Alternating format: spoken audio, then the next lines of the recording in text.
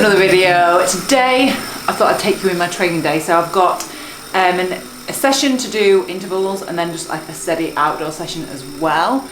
And even though it's sunny still and it's getting warmer, I still do the majority of my like set training indoors on Zwift, and I thought I would share why I do that and I guess some of the pros and cons of doing training indoors versus outdoors. Training indoors, it's so much more time efficient, so you can get on, do your session, do your intervals, and you're done. You don't necessarily have to cycle out somewhere or drive somewhere to enable you to be able to do your interval session. The second thing is, if you are able to kind of sit in intervals as long or as short as you want. And I think for me, because I do endurance, a lot of the stuff now I'm doing are longer interval sessions to improve my fatigue resistance. And sometimes that can be like a couple of intervals, like today it's 2 lots of 25-minute intervals.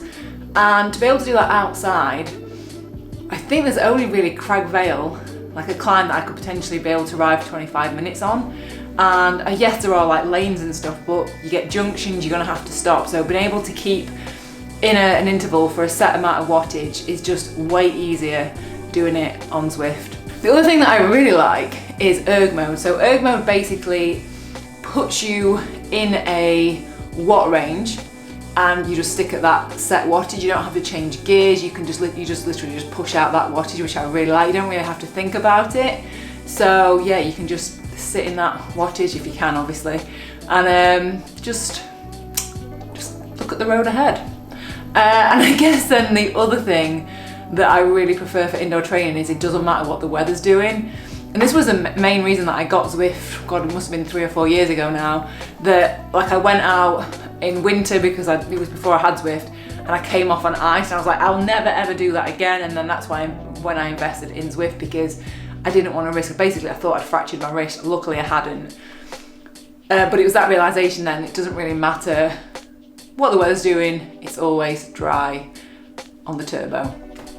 Apart from the sweat, obviously, but yeah, they're the main things that I love about Zwift. However, it does come with a couple of cons. So the first thing is, it can be expensive to initially set it up. So getting the turbo, getting a fan, getting a screen, and pay monthly for Zwift, it can be expensive initially, but for me, like, I just definitely think it's worth it. Because you are static, you can sometimes get a little, if you're doing a lot of training and stuff on Zwift, you can get a little bit stiff, a little bit sore, so you need to definitely do more like yoga and stretching after doing Zwift session. I don't find it as much when I'm outside, I think, because you can move around more, whereas when you're static, you just pick up a couple more little aches and pains, but that's fine as long as you're doing your stretches, so just need to do a few extra stretches.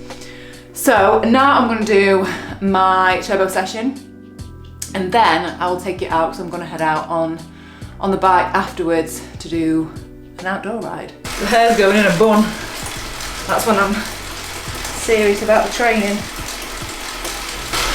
I should add as well, when I was talking about the weather, this is the thing in that it keeps you consistent, and that is the main thing of any kind of training, is being consistent.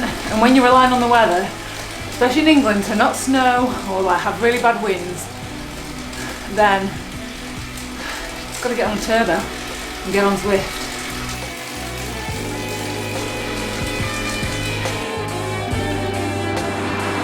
I guess the main thing of being outside training is you get the views like this and fresh air.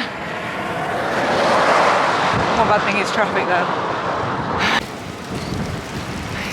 Also for endurance training, which is what I generally like doing, and endurance rides, nothing really replicates doing a 400k ride outdoors. So if you wanted to do really long stuff, you need to do it outdoors to feel what that feels like, rather than being on turbo and knowing that you can get off whenever you want.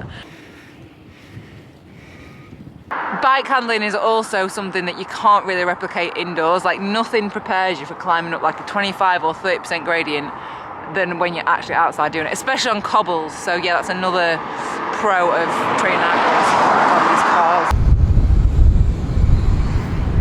So some of the cons of training outdoors, just traffic.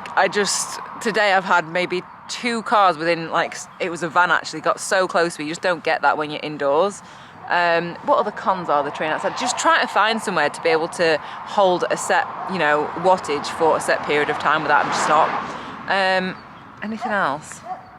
No, I think that is pretty much it. But I guess the way I do it now, in the way I use both, is that I'll do like my interval set sessions on Zwift in like a controlled environment, and then I'll do like my free rides or just like my endurance rides outdoors. So I'm getting the best mix of both.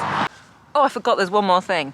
The racing on Zwift. Like, I tried road racing outdoors, as I mentioned in the last video.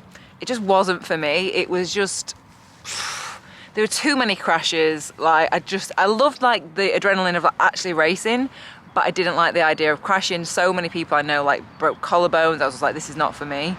But racing on Zwift, you still get that same, like, I get the same excitement, but without any of the risk really, and that training just pushes me so hard. So that's another pro of training indoors. I just love Zwift racing.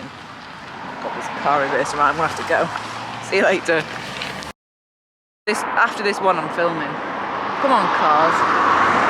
Oh, there's one that way now. It's not even meant to be a busy road. I come up here because it's quiet. God, there's so many bloody cars. I've retried to film this bit about 5 times. Ugh.